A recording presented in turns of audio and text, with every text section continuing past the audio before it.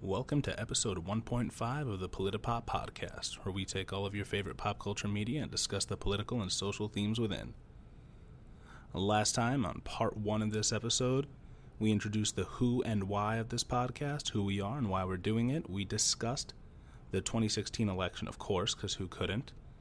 We discussed Dave Chappelle's Saturday Night Live monologue at the beginning and gave a little breakdown of it, which we'll be continuing doing in part 1.5. We also discussed the epic street racing that happens outside our recording studio. We discussed the arguments of both Black and Blue Lives Matter.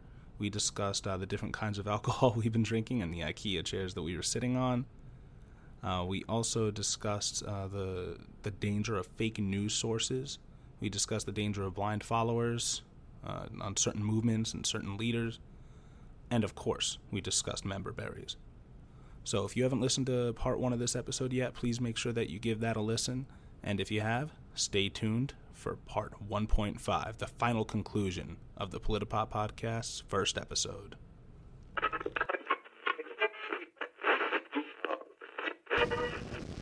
Three, two, one.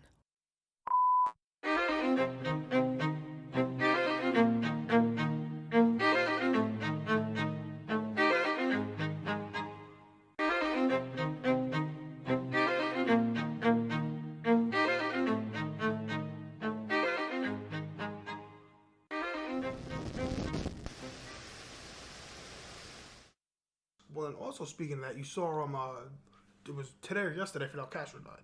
Yes, I did see And that. Barack Obama had a great paragraph about Fidel Castro. I don't know if you saw it. I did read it. And then you saw Donald Trump tweet. Fidel Castro is dead, exclamation point. Exclamation point. He is exclaiming it. Fidel Castro is dead! Like he screamed from the top of the mountain. Yep. Like he's on Titanic. I'm king of the world. Like, how, why, this is my future president. I don't care if you disagree with them or not. You know, Foreign policy is important. You have to be civil. Obama didn't go on Twitter and tweet Osama's dead with 3 exclamation points when we got him. He came out there. He held a fucking press conference. And he held a press conference and talked about it. And was a professional about it.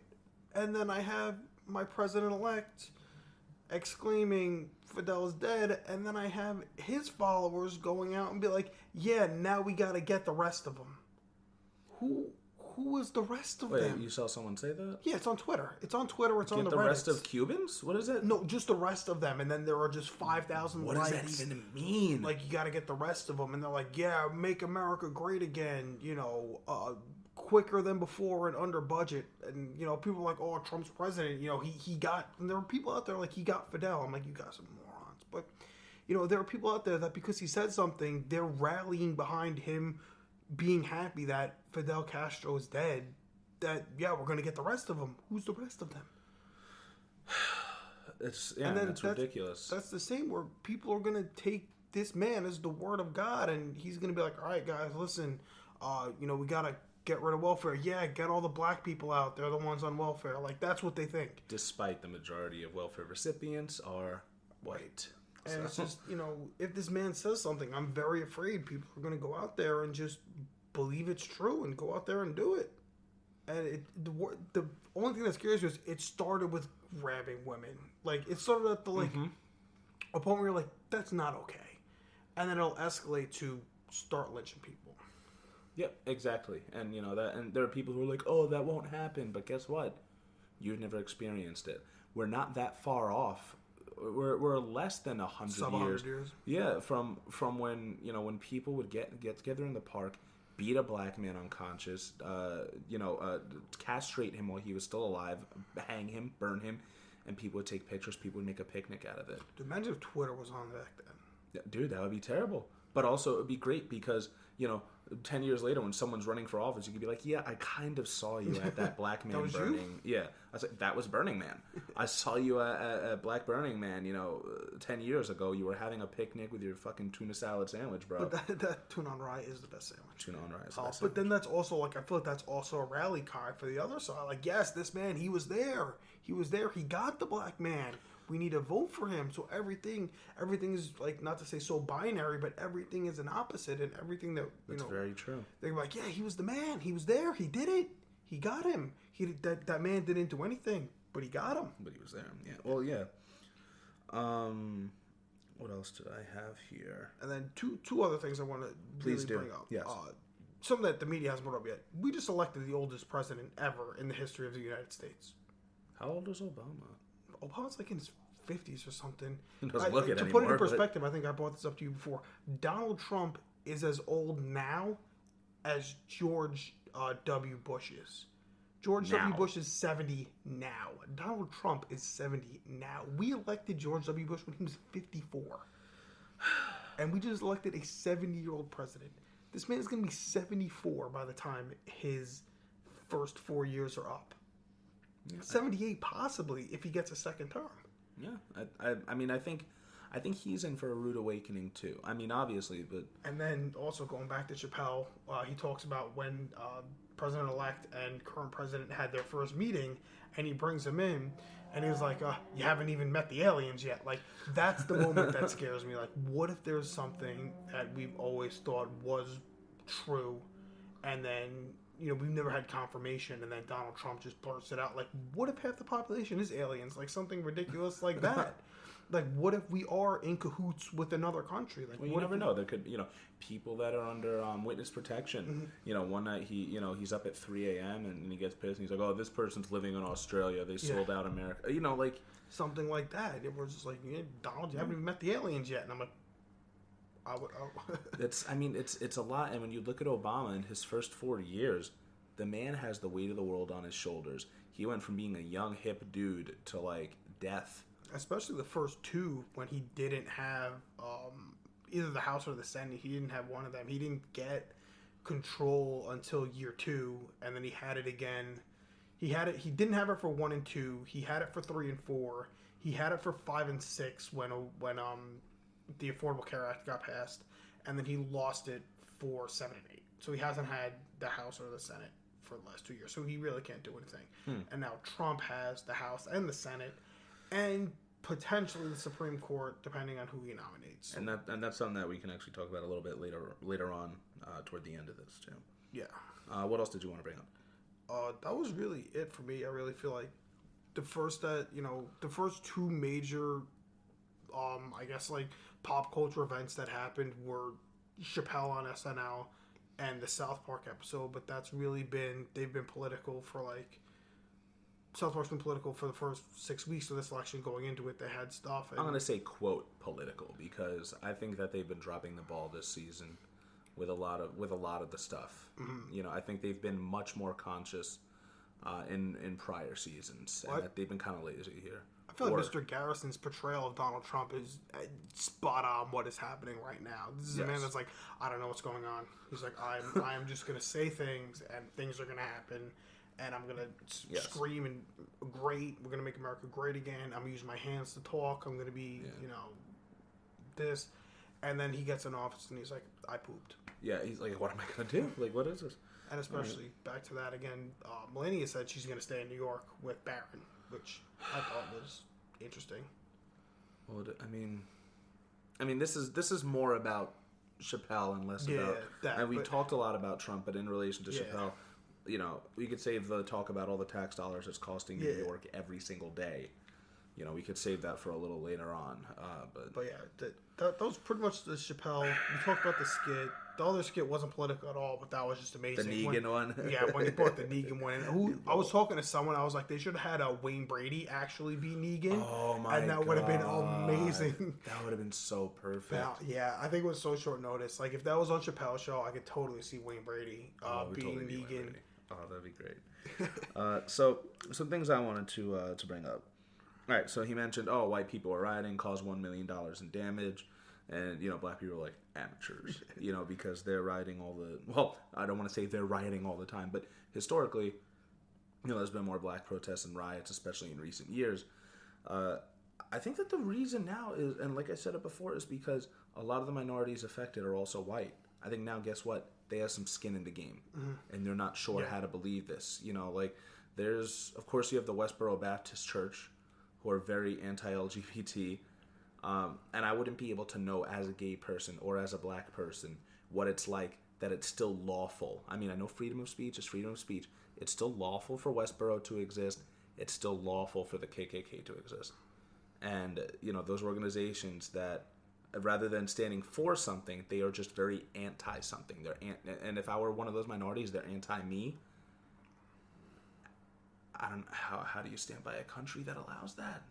But they're only relevant because of social media. Like, the reason they were relevant back when they were, because they would go out in person and do it, make the drastic actions that they did. And I think we're in a time where they wouldn't make those actions now if there was no social media to get their message out. I don't think they would be out, because it stopped. Like, there was a point where Westboro is not big now. Yeah, but I haven't heard anything about it. But even like going back, like again, we like bringing up references here, and I'm bringing up old ones. But remember the Titans, yes. Where Denzel Washington's character is in a predominantly white state, and he just gets pelted with stuff. They throw bricks, they burn stuff, all that stuff. There was a time when that was happening, and then it wasn't, and then no one really talked about the KKK because they just took out like ads in like the local paper and tried to do that. And then social media came along, where stuff like Twitter and MySpace and Facebook, where that stuff where you just do one search and it's right there. Yes. For anyone to access anywhere in the world, which is kind of whatever. And stuff's going to exist, and that brings down a whole thing of censorship. Like, do you really want to censor what these people have to say, even though you disagree with it? And there are people that do agree with it. I mean, yeah, it's such a rough call, and even I'm torn between, because one part of me says if they're allowed to say what they say, then guess what? They're out in the open, and the monsters that these people are. Okay, that one woman got fired from her job for saying Michelle Obama looks like an ape in heels. To be fair, she worked for like the government though. She was like a mayor or something like that. That's something you shouldn't say. And again, that's something, Fidel Castro's dead! ! This person looks like an ape in heels. President-elect making fun of the reporter that had the reporter that had a disability. Yeah, the reporter that had a disability. How does it keep going? And it's just some people brush it off. It depends on who's saying it and who's reporting it. Well, there's that. I mean, there's also, I was listening to some stuff today. He had his feud with Jon Stewart, and he said, Jonathan Leibowitz, and he called him out by his traditional name, which might have just been him telling Jon Stewart, hey, listen, you can't hide, blah blah blah.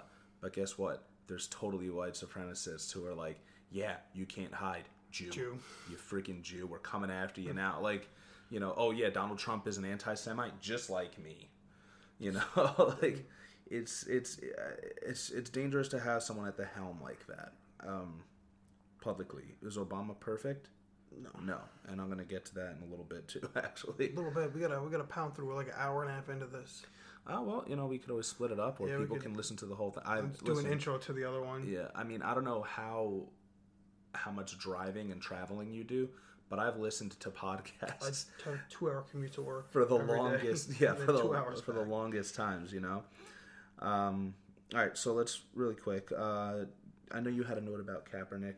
Chappelle said he wanted to take a knee like Kaepernick and let y'all work this out. So good, such a good line. Like, I don't know, it's such a good line for what exactly is going on like right now and stuff like that. Like Kaepernick, like I know it's different. Like Kaepernick took a knee to take a stand, and Dave Chappelle's just like, listen, I'm gonna sit this one out and not be a part of this, which is fine.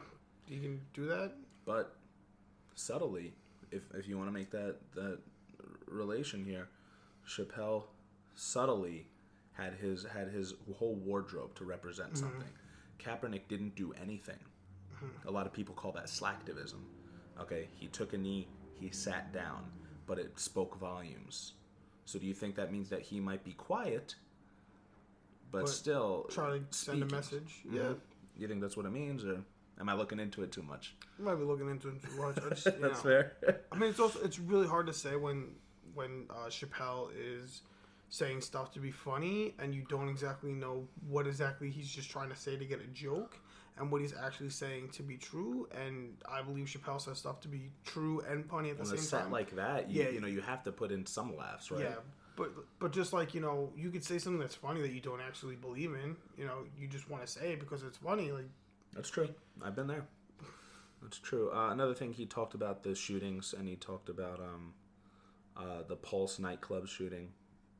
And, I mean, yeah, this was in my notes too.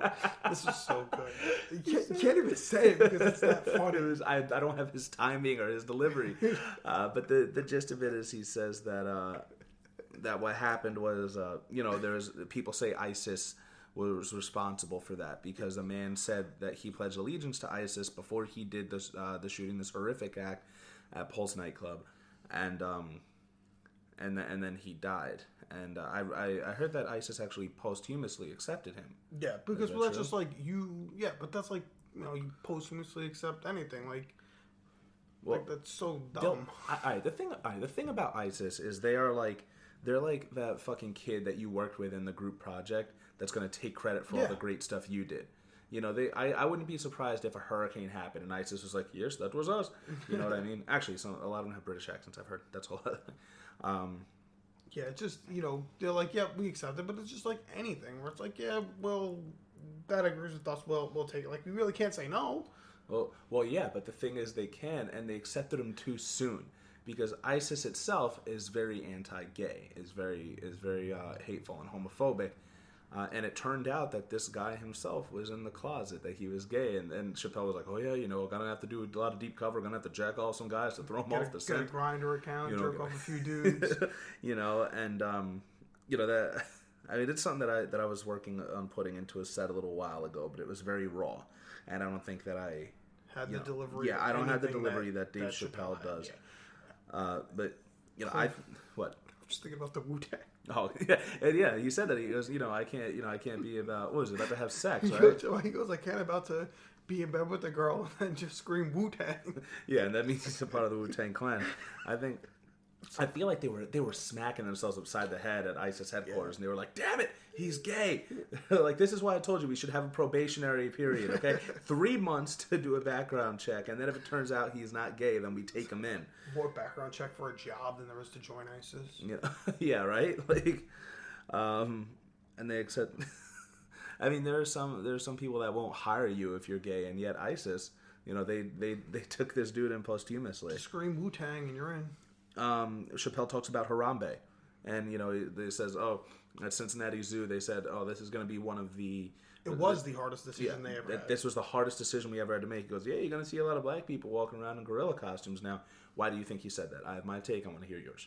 Oh, because that means the black people aren't going to get shot just for walking around and being outside. Like, you know, if they have a harder time shooting a gorilla than they do someone in the streets or, you know, a civilian or someone that they're pulling over or someone that even actually has a gun pulled on them. Mm-hmm. That, you know, I get it. There was a kid in there that is someone's kid. You know, whatever happens. Well, the gorilla was actually doing something. You know, like I'm not a gorilla. I don't know what the gorilla was trying to do. That's very true. We can't go around. Yeah.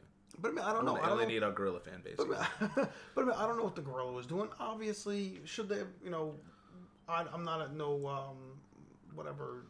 Zoologist. Like, I don't study gorillas. I don't know how much tranquilizer you need to put into a gorilla to calm it down, or even if the tranquilizer would work. That's not my field of study. I just think that, you know, saying that if that is what he said, that was the hardest decision they've ever made, they're just going to be, you know, people would feel safer in a gorilla costume than they would being black. Yes, that's pretty much what I got from it. My outlook on the whole Harambe fiasco was, I mean, you know, people are coming out being like, oh, there shouldn't even be any zoos in the first place. This never would have happened. There are people condemning the mom who had like 3 or 4 other kids with her. My thing is that, yeah, you know, it's a tragedy. You know, the gorilla looked like it was taking a protective stance, but it was also dragging the kid all around the place. You know, it's a shame that the gorilla had to be killed. Would they have ever been in a situation if Harambe wasn't even in the zoo? No. But if it was my kid, fucking nuke the gorilla, okay? I don't care if it kills my kid too. I want just nuke the gorilla, okay? If it's my kid, that's it, all right? Go to Modern Warfare 2, get the 25 kill streak, get the nuke. Takes too long. Call it on the gorilla. Takes too long. Takes too long. No, have you seen cops these days? They can get a 25 kill streak like that. Just send her to the Apollo Theater. That's it. It's done. Sheesh. But yeah, and and you said that they may feel safer dressing up as a gorilla, but maybe safer being an animal. Because when people see animal cruelty, that gets your heartstrings. When people see someone shot down of a different color, they think, well, they must have done something to deserve it. Oh wow, that's a. Nobody ever thinks, oh well, that puppy did something to deserve being neglected. Puppers. Maybe if when they read out stories about black people being shot, not just by the police but by anyone, Trayvon was by someone else. Recently, James Means. And did you hear about that? A little bit. Okay. Yeah, he was shot by like a 65-year-old guy.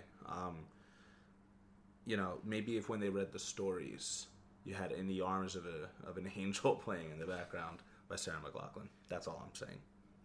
Yeah, make it happen.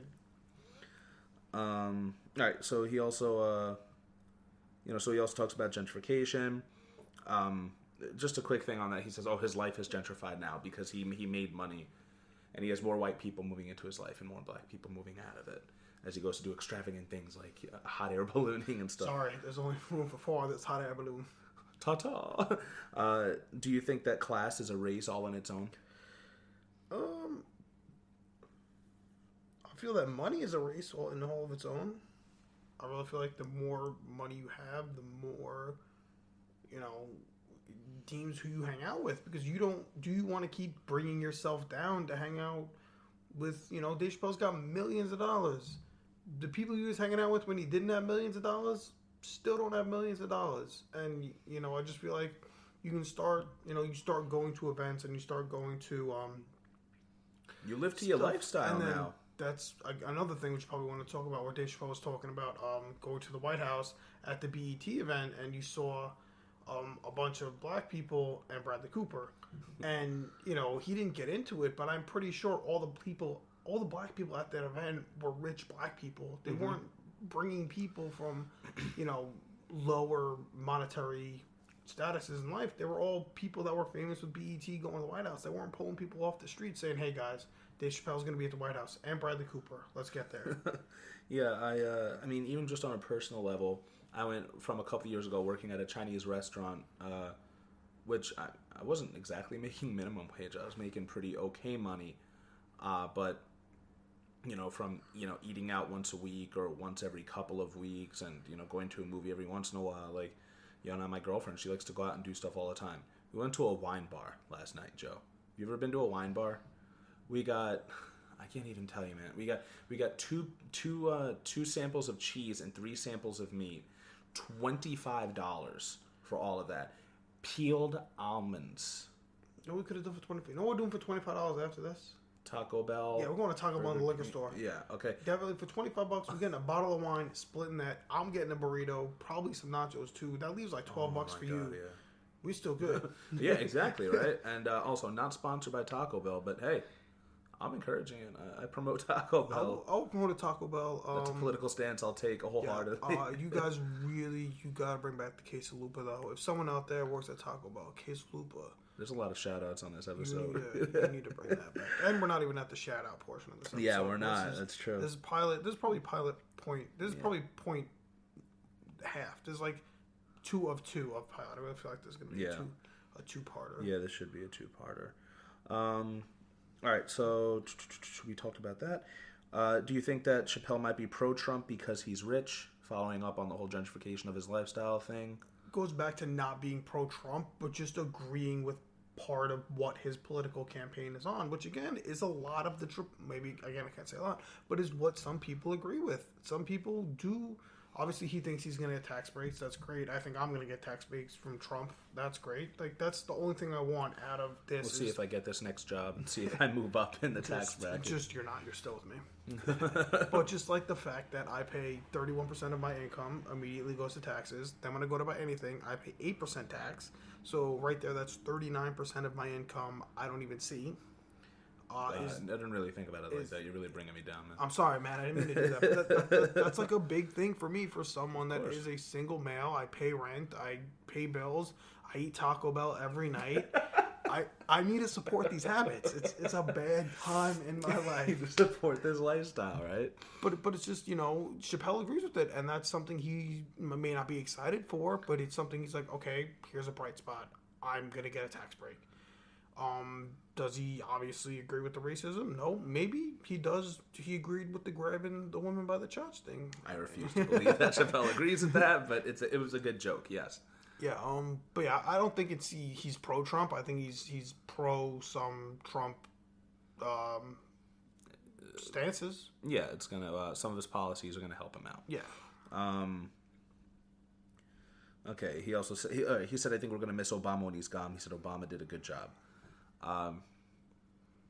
I mean, overall, like you said, I haven't become that politically active until very recently, so I couldn't say whether or not Obama did a great job, Obama did a bad job. What I can say definitely is that, I mean, like all presidents, he's not perfect. All right, yeah. It was a Lupe Fiasco song. You remember when he said, Gaza Strip was getting bombed, Obama didn't say shit. That's why I didn't vote for him. Next one either. Yeah. I'm part of the problem. The problem is unpeaceful. Yeah. I definitely think, like, listen, you want to vote for a Republican candidate because they're like, oh, he's going to be tough. He's going to, okay, that was not everyone that's Republican has a country accent. But to say, just say, oh, well, they're going to be tough. They're, we're going to go to war. We're going to, defend America, defend all of our rights, which for some reason we have to fight for overseas. I think, guess what? With a Democrat, you're going to get war either way, right? We're still not out of that, 15-plus year war right now. Okay, Obama's still responsible for drone strikes, and Hillary has some very hawkish stances, too. We would have gotten war either way. Don't worry, buddy. What did you want to say? I'm sorry. No, it's just, so, like, when you look back at it, Obama did a great job.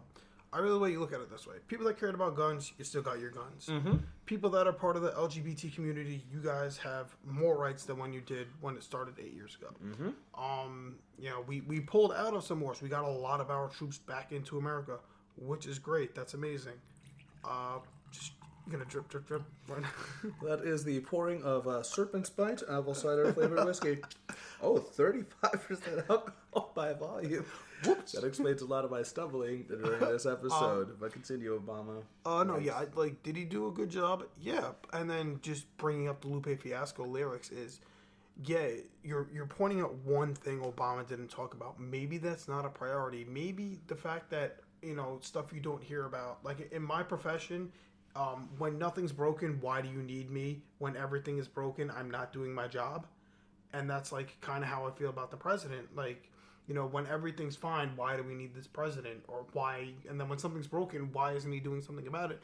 Because he's preventing a lot of other bad stuff from happening. Like, yeah, there's war. Gaza Strip is getting bombed. Why? Do we have Americans there? Like, not to play both sides of the coin. Say it, go. But, like, to play both sides of the coin, maybe he's worrying about American interests. And that's a problem. The fact that America shouldn't play world police. Mm-hmm. And... that's a problem. No president is perfect, but there are priorities. Maybe he was preventing another terrorist attack.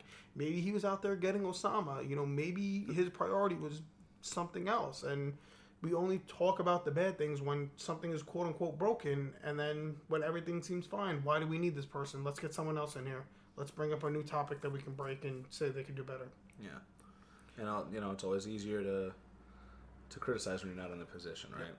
One thing I will say, and this is a firm stance that I'm standing on right now.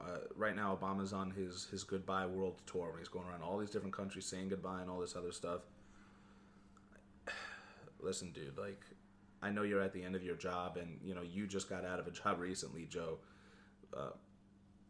But when you're at the end of it, you're not sure the person taking it after you is going to be up to par.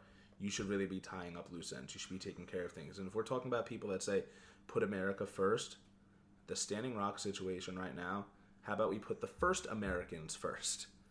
I mean, but what would you do there? What is Obama going to do? What can he tangibly do as President of the United States? Congress, as far as I know, is not in session right now, so we cannot do anything there. The Supreme Court is a 8-man thing, so if he tries to push anything through there, he will have a 100% push on any executive legislation that he tries to push through. He knows it, and people are going to complain. Why doesn't he get to Standing Rock? What is he going to say? Motherfucker can stop there in a helicopter right now and be like, hey, hose me down. see what happens. And what is that going to do? You know what I mean? I think that it makes a statement that, you know, I feel he hasn't said one thing about it one way or the other. You know, I think that there's a lot of people that do feel disenfranchised. He has no chips in that. I mean, they always knew that, they always thought that the government didn't care about them anyway. Look what got them into the situation they're in. But yeah, you're saying he has no chips. He can't do anything. He lost. It's not like he still has power and he has the House and the Senate. He doesn't have the House and the Senate right now. He has nothing. He can't pass any legislation. He's pushing to help protect Planned Parenthood. Because that's something he can protect. The Republicans aren't going to care about Standing Rock. No, of course they're not. Planned Parenthood is something at a local level that he can. Planned Parenthood is everywhere in the United States. That's something he can affect with his voice, with his actions. I understand Standing Rock is one place, but being completely honest with you, anything he does there is all talk. He can't do anything. If you're doing that to save face, then anything he says now isn't going to have my effective opinion on him. And no one should base their opinion on him either. He can't do anything. It's better off to just focus on other things that he can make a difference on. Would you rather him say that and not make a difference there, or say other things and get things done? Well, if he can get things done, of course I'd rather have that. However, me being the layman assumes, just like a lot of other laymen, that because he's not doing anything, that he is the president and he has unlimited power. As the president, I believe he can do anything, no matter what. He's Emperor Palpatine. Okay, yes, I do believe so. I believe he could just, stop in there and be like, "Hey guys, cut it out." Yes, use his Force lightning, his Baraka Flocka lightning.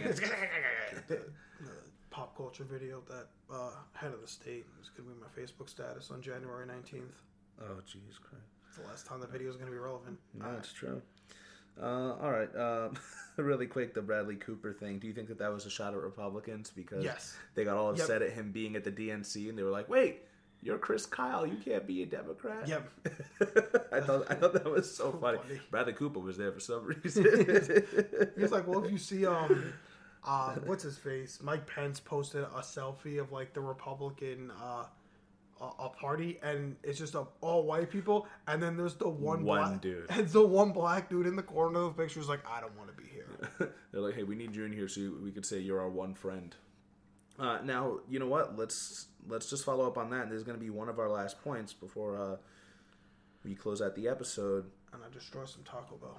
When Dave says, I think we should give him a chance, we just ask that he gives us a chance. Elaborate on it. He didn't say give us a chance as in us. He said the disenfranchised people of America. So let's not. That's a very good distinction. That's true. Let's not say give us a chance, because we said boom boom. Sorry, Vin Diesel is rehearsing for the next Fast and Furious movie right outside of our studio. Chappelle didn't say us. He said the disenfranchised people of America, because he no longer considers himself disenfranchised, being at his socioeconomic status. But great point, Joe. He what he said there was he needs to give them a chance. And is he gonna? I don't think so. I don't know. This is the first time where I'm semi-knowledgeable. In 2004 when we voted Bush in, I kind of knew what was going on.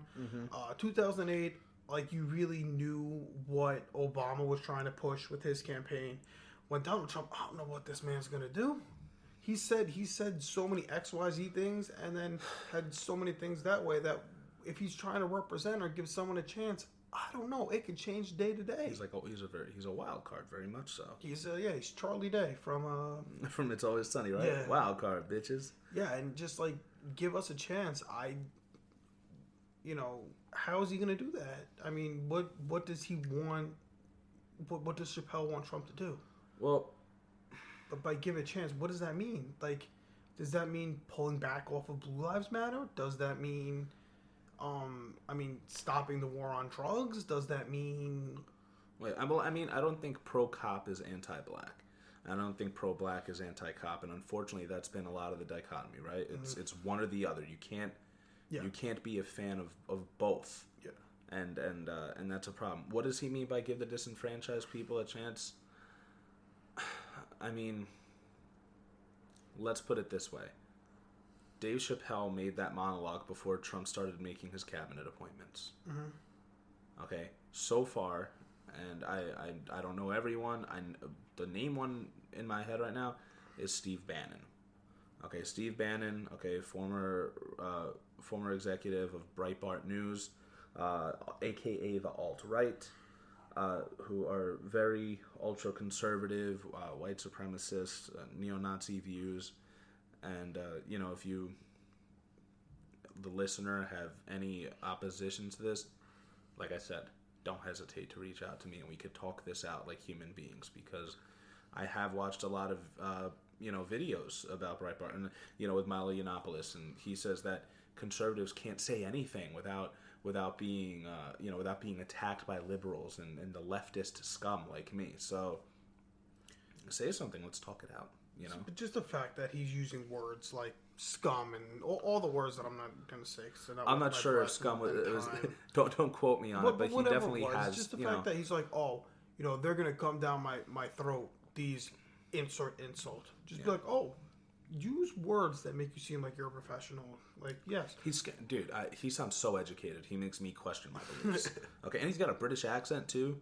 And also a lot of the alt-right, like him, sexy young men right now. Like, the problem is that there's a lot of the media normalizing it. And I'm not the first person to say this. But that's all that you see. That's what they want you to see. That's what the media wants you to see.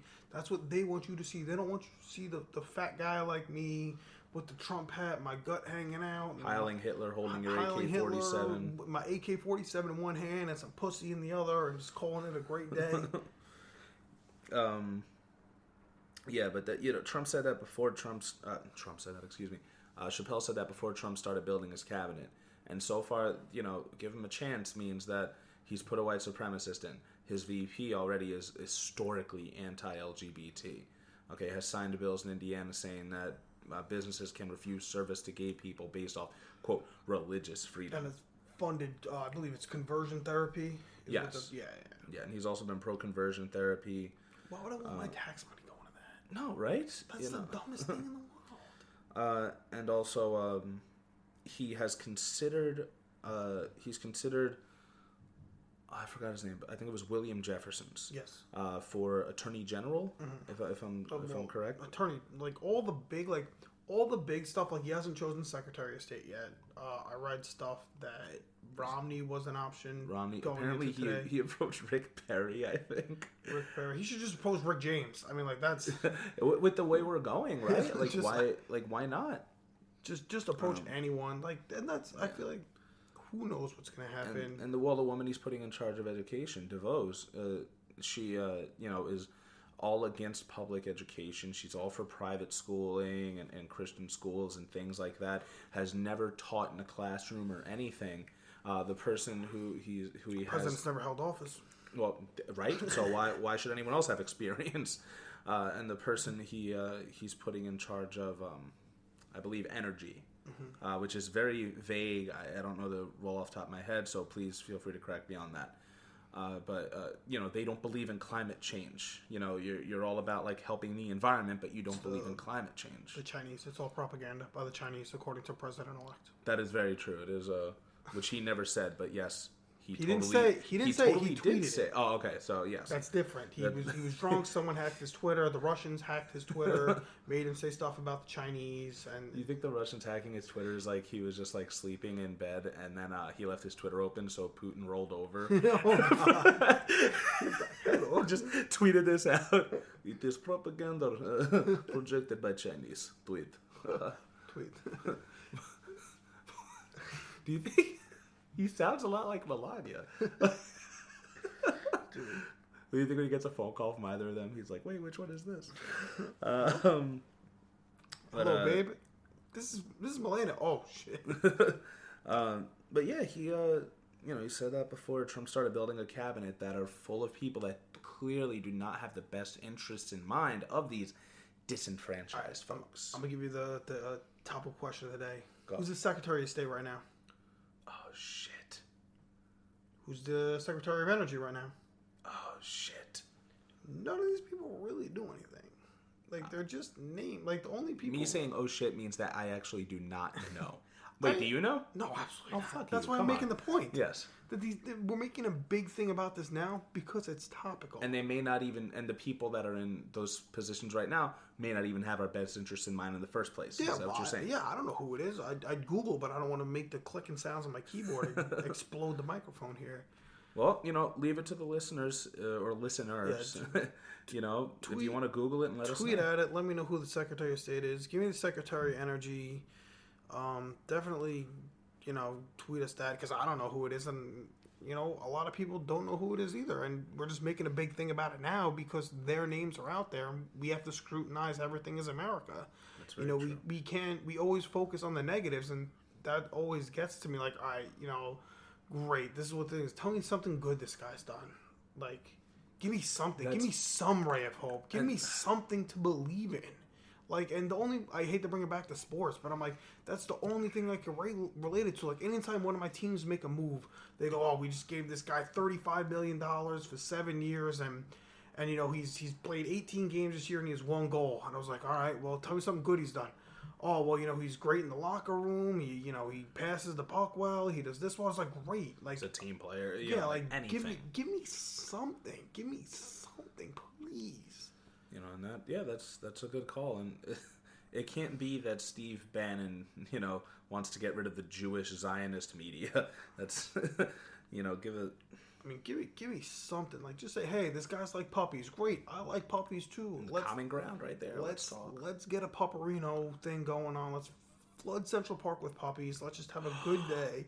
Everyone, we can cuddle with all the puppies. It'll be a good time, and then we can get people jobs by cleaning up all the poop.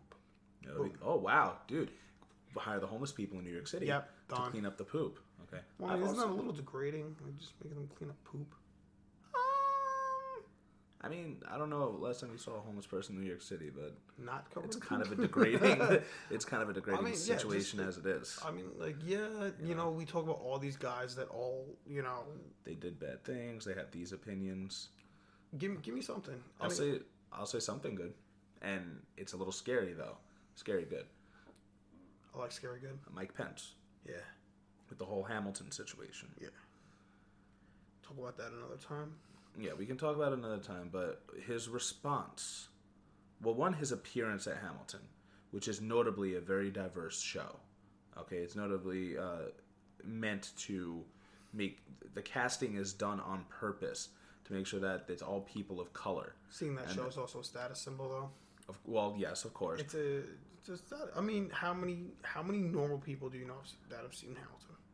Like, how many people like you and me? How many of your friends have seen Hamilton? 2, 3? No, I don't really. How 2, many 3, that's all the friends I have. But how many celebrities have seen Hamilton? Every celebrity has seen Hamilton. Yeah. But also, when they asked him, okay, now let's look at Trump's thing. Trump said, all right, the cast of Hamilton is terrible. The play is overrated. Whatever. And that they owe him an apology. Mike Pence told his children, or at least he said on air that he told his children, these people booing this is the sound of freedom. Now, whether or not you agree with his views, and this could be a good thing, this could be a bad thing, he is very smart politically. Okay, that is the and there's a lot of people saying there's a good chance of Trump getting impeached because of all the different. He has conflicts of interest. He has lots of he has a court case coming up and everything. And who would leave in power? Mike Pence, and he knows how to be a politician. But isn't that the whole reason we voted in Trump, or not we, but the United States? Because we don't want a politician. Guess what? It's the same reason we wanted Bernie Sanders, even though he's been a politician for 50 years. Like, it's just, I mean, he knows how to play the game. Which is fine. It's just, it goes back to, I feel like the same thing with Trump. And I feel like I'd say the same thing about when Obama went in. We talk about, like, George Bush goes like, you haven't seen the aliens yet. Like, I felt the same way about that when Obama went into power. But he had Biden. And I feel like that was something that made me feel a little better about the situation. Was Biden was an old dude. Well, Biden was an older dude who was in politics longer, kind of knew the game, kind of knew how Capitol Hill worked, all that stuff worked.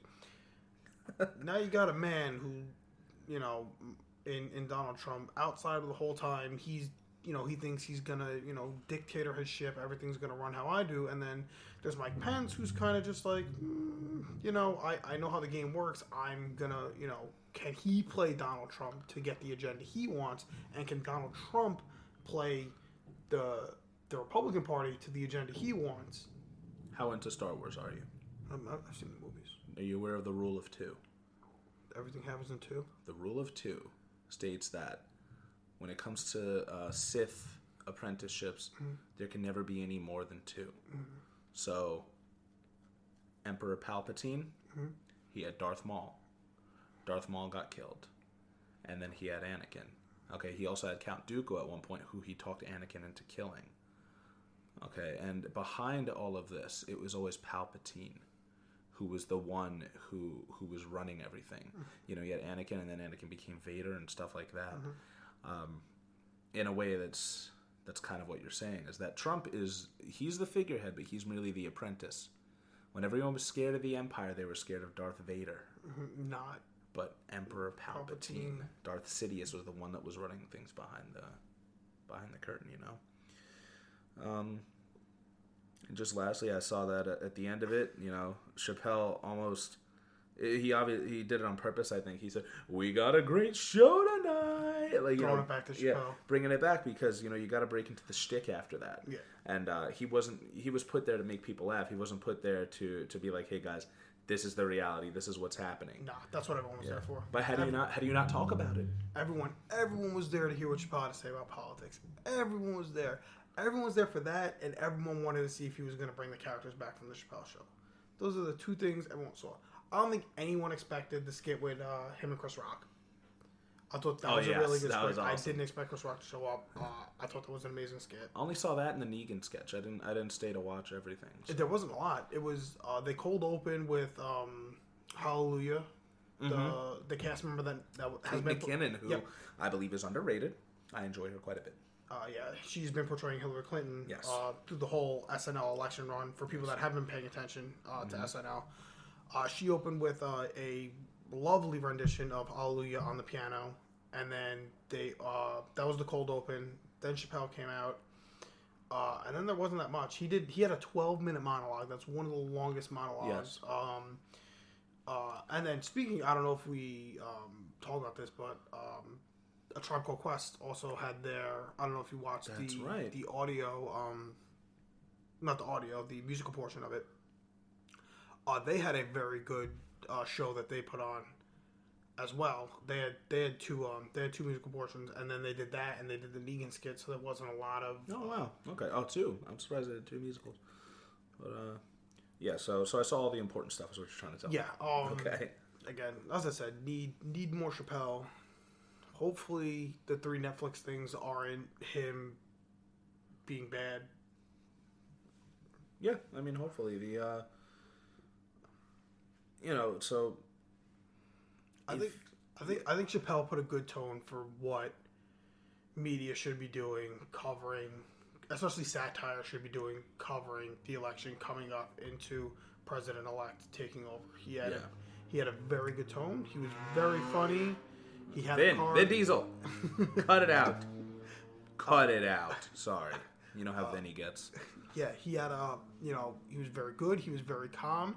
He had, if you want to say, he had a subtle call to action, I guess, in the way he dressed and his mannerisms and everything that he did. But in the end, he said, give a chance.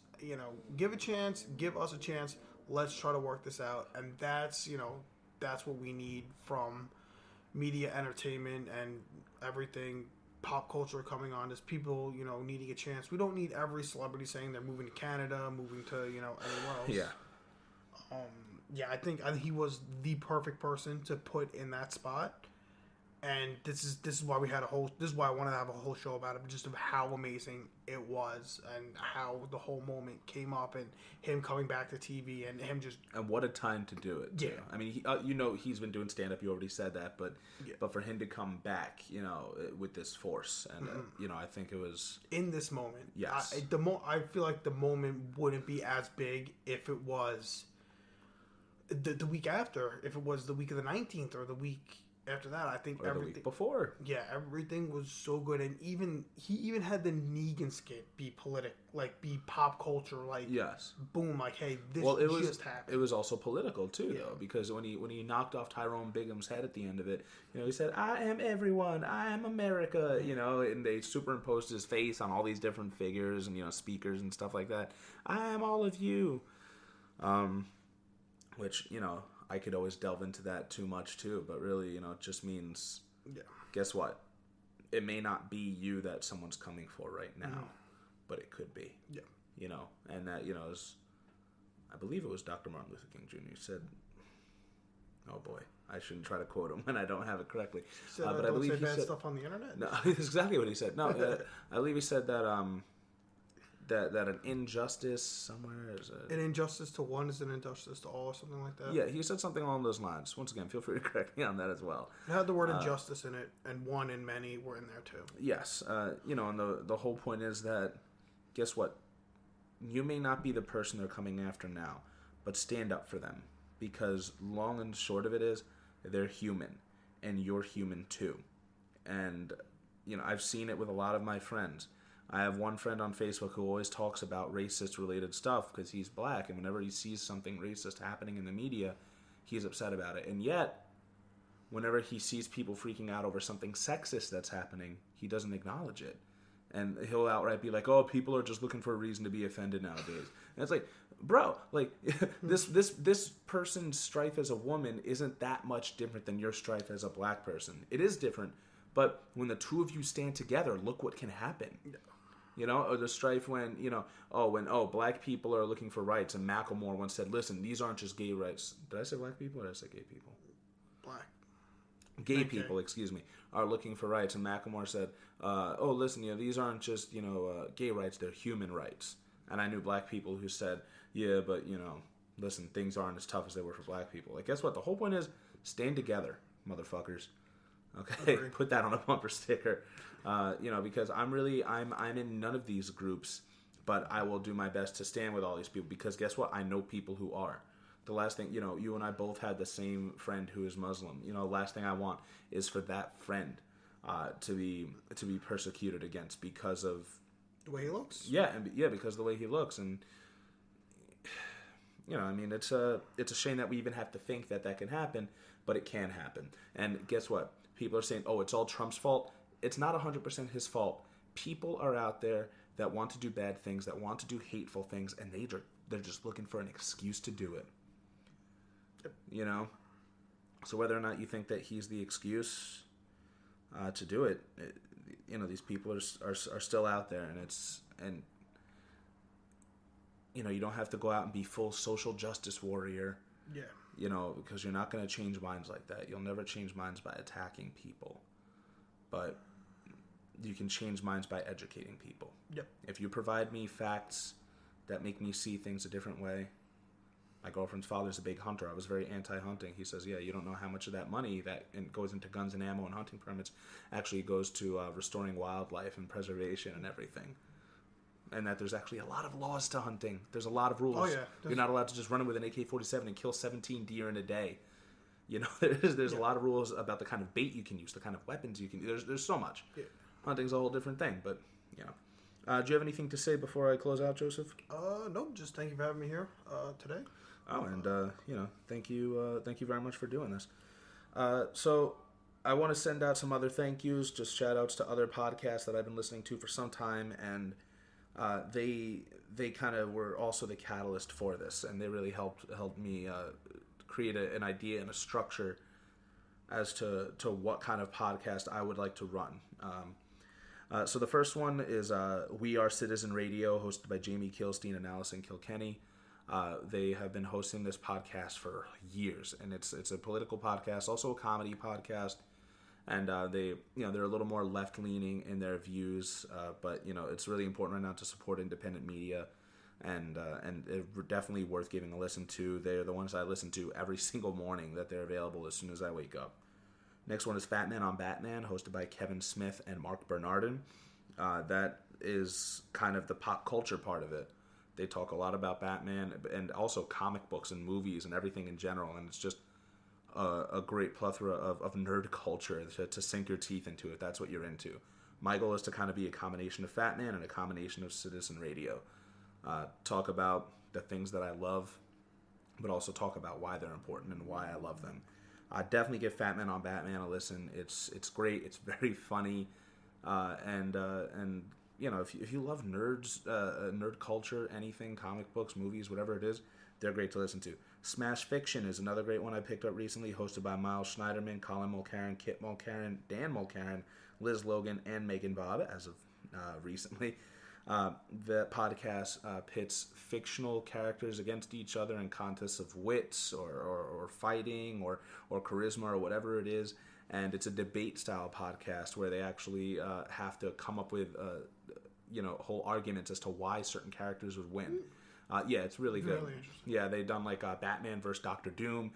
They did a 4-way archery contest between Legolas, Merida, I believe her name is, the girl from Brave, the Disney movie, Robin Hood, also from Disney, like the Fox Robin Hood, and Hawkeye. About Katniss from Hunger Games, she ain't gonna be in there? Katniss did an episode with Jon Snow, in which they were both put into X-Men's Savage Land.